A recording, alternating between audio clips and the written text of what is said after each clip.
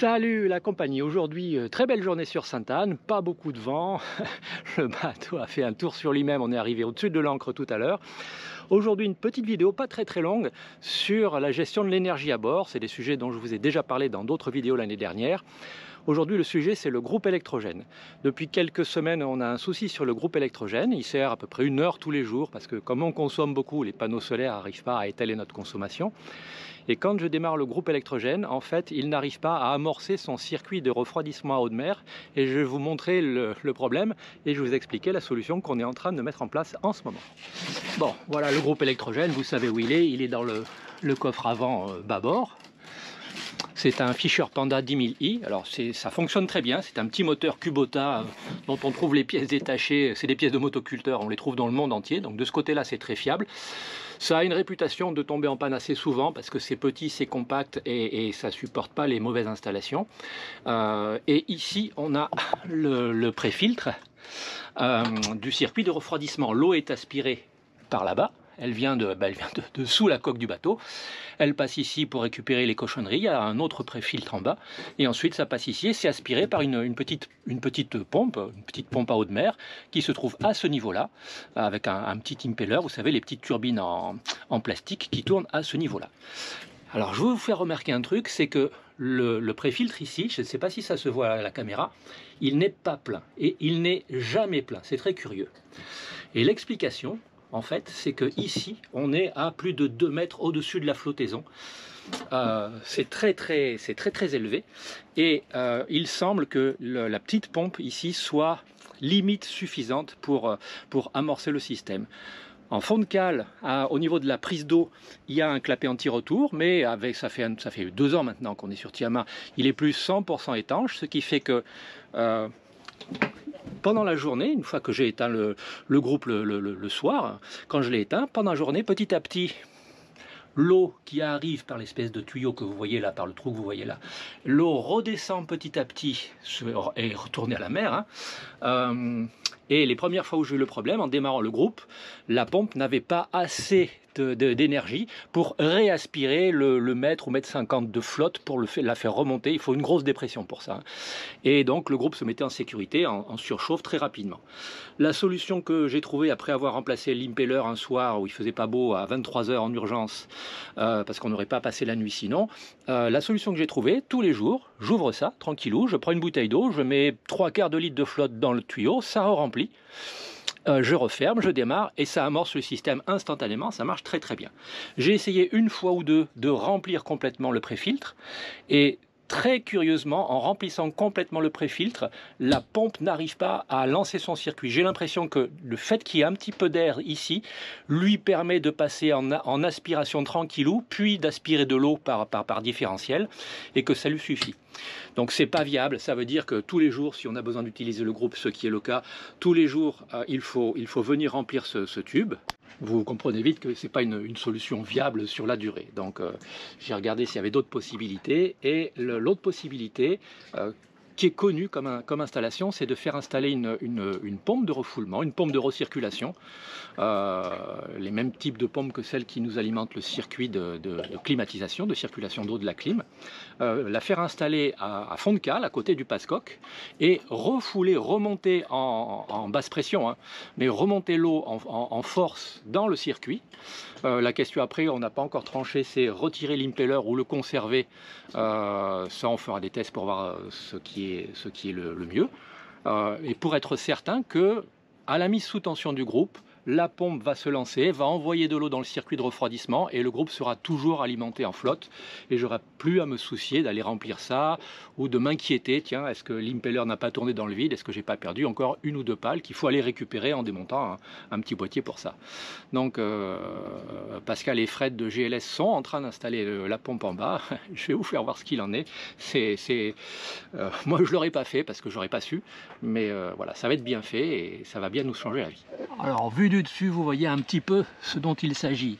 Ouvrir la trappe, le pré-filtre du groupe est là-bas, la pompe va être installée en dessous, donc là il y a toute l'installation électrique à faire et bien sûr se repiquer sur l'installation de flotte avec les tuyaux qui sont à côté là-bas.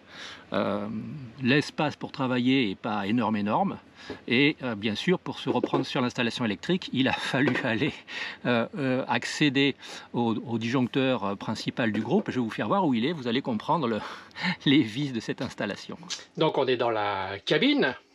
Le disjoncteur du groupe électrogène, il est dans l'armoire, au fond de l'armoire, le long de la coque. Voilà, il est ici.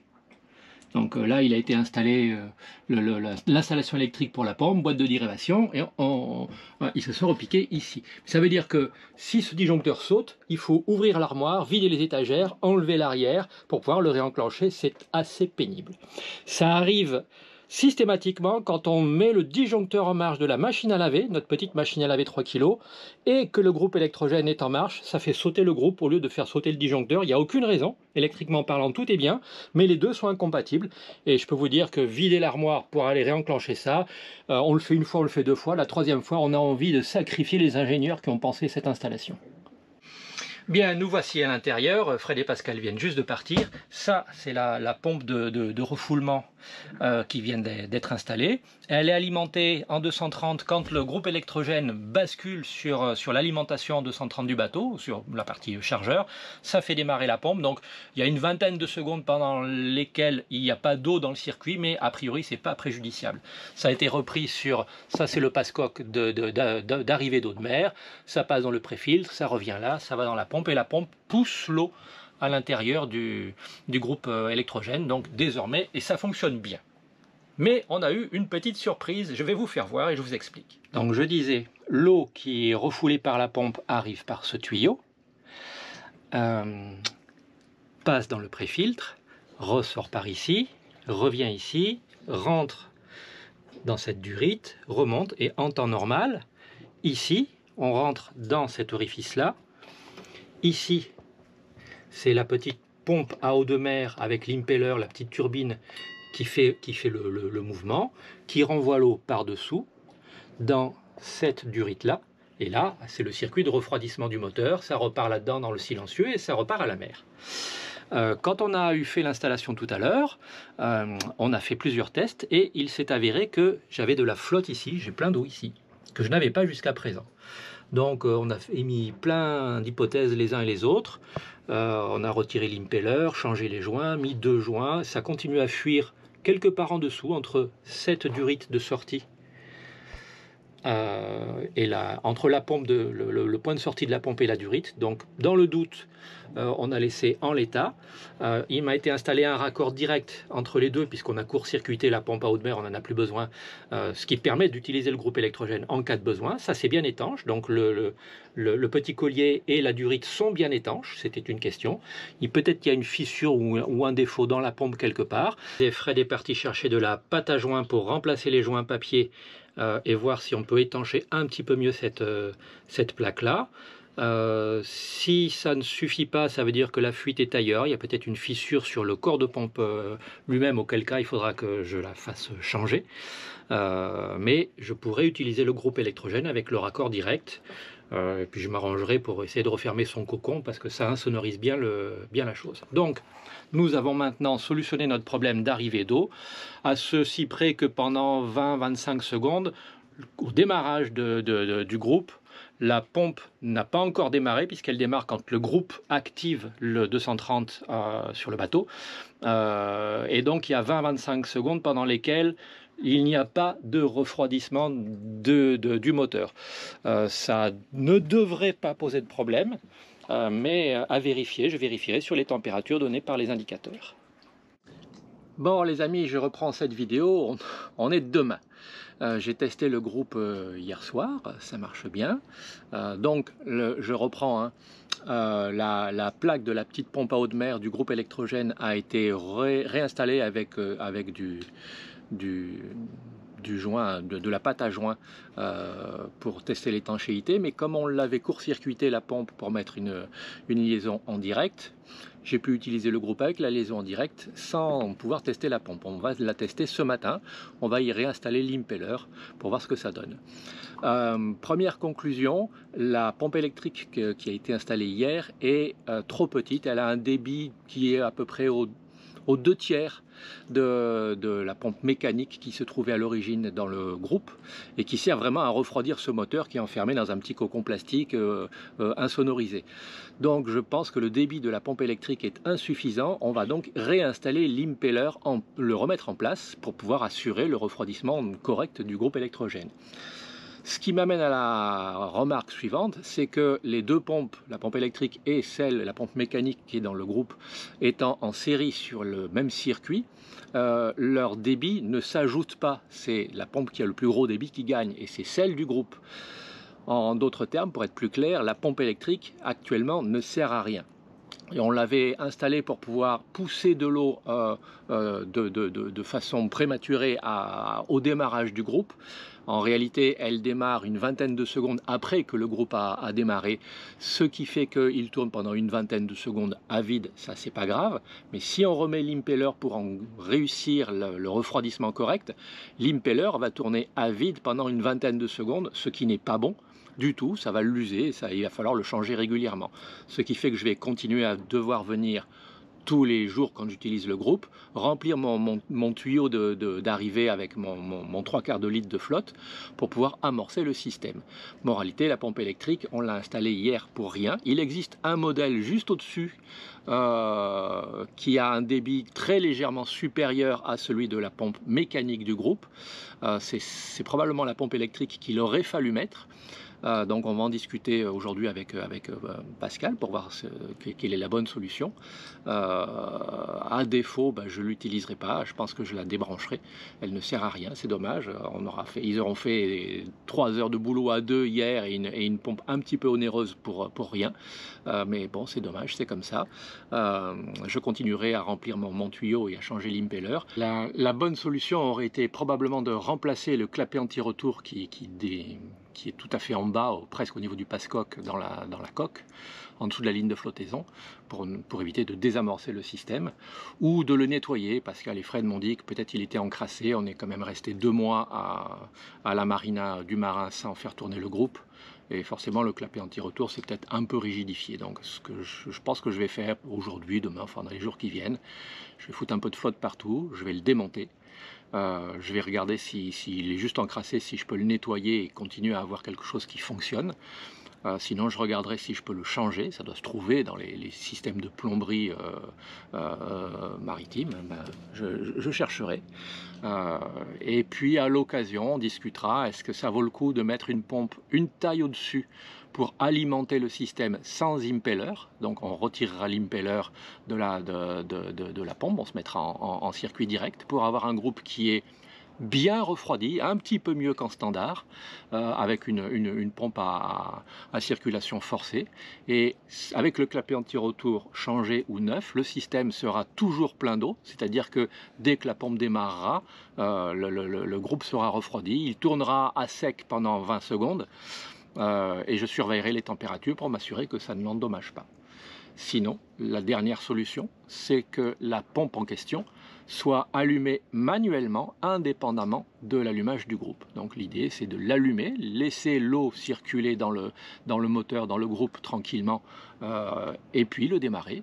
Comme ça, on est sûr qu'il est refroidi en permanence dès qu'il est en fonction. Je vous tiendrai au courant s'il y a des nouveautés. Bon, mes petits poulets, je vous fais la conclusion, je vous résume la situation, et je vous dis tout de suite, ça marche. Alors, je vous explique ce qui a été fait et je vous montre les conditions actuelles. Alors, les conditions actuelles, on est en panne d'alizé, donc on n'a pas beaucoup de vent. Là, ça souffle un petit peu parce que sur les hauteurs de Martinique, on a des développements de cumulus et potentiellement orageux et qui nous arrivent du nord-ouest. Donc d'ici 1 heure peut-être, on prendra la pluie. Hier, on l'a prise à partir du Marin, c'est facile. Je ne voyais plus le catamaran, là, le numéro 44. Ça a duré une demi-heure. On a pris 20 nœuds de vent en quelques secondes et puis c'est redevenu ciel bleu. Donc ça, c'est l'environnement. Où est-ce qu'on en est maintenant sur le groupe? Sur le groupe lui-même, je vous l'ai expliqué hier, donc tout à l'heure dans la vidéo, on a shunté la pompe Johnson, la pompe à eau de mer mécanique. Elle a plus d'impeller, elle est court-circuitée et ça marche très bien. On n'a plus d'eau dans le bac, ça va très bien, je vais pouvoir tout refermer. Ici, on a testé tout à l'heure, ça fonctionne bien, les températures de contrôle du groupe en fonctionnement sont nominales, il est bien refroidi, c'est parfait. Et je vous montre quelle est la solution qui a été mise en œuvre. Je vous l'avais dit hier, on a installé une pompe électrique ici, une pompe de refoulement. Elle aspire l'eau et elle la renvoie en hauteur. Et la pompe qui a été installée hier, donc tout à l'heure dans la vidéo pour vous, était trop petite et le débit était insuffisant pour refroidir correctement le groupe. Quand je l'ai testé hier soir, j'ai vu les températures qui montaient, on était encore dans les limites de l'acceptable, mais c'était pas viable, sachant qu'il fallait refermer son cocon, donc le remettre dans un environnement chaud, c'était pas pertinent. J'ai fait un message ce matin à 6 h à Pascal de GLS, ce qui fait que le temps de chercher tout ça, il m'a trouvé le modèle au-dessus, au niveau pompe. C'est une... bon bref, peu importe, elle peut remonter quelque chose comme 45 litres à la minute à plus de 2 mètres de hauteur. C'est exactement ce dont on avait besoin. Donc la pompe installée hier a été démontée, celle-ci a été montée, branchée. On a fait les tests ce matin avec Fred, ça ne marchait pas. Donc Pascal et Fred sont revenus tout à l'heure après manger.